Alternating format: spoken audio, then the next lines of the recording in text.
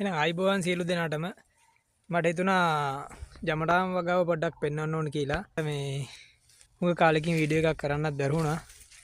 බලන කිහිප දෙනෙක් ඉන්නවා.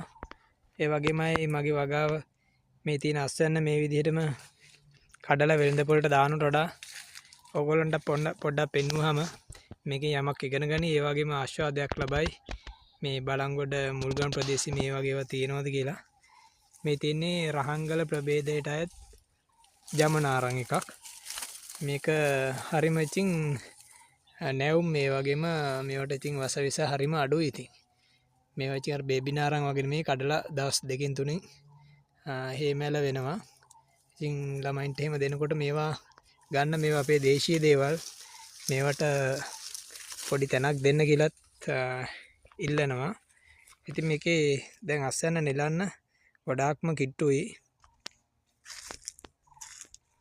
තව සති දෙකකින් වගේ මේකේ අස්වැන්න නෙලන්න පුළුවන් අපිට.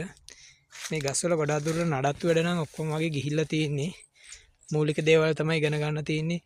ගස්වල මැදට හොඳට පළතුරු ගස්වල හිරු එළියේ වැටෙන්න ඕනේ. එතකොට තමයි හොඳට ආහාර නිෂ්පාදනය වල හොඳ අපිට අස්වැන්නක් ගන්න පුළුවන්. ඒ වගේම තමයි පස්සට කාබනික පොහොර ටිකක් එකතු කර ගන්න පුළුවන් නම් ඒකත් ගොඩාක් හොඳයි.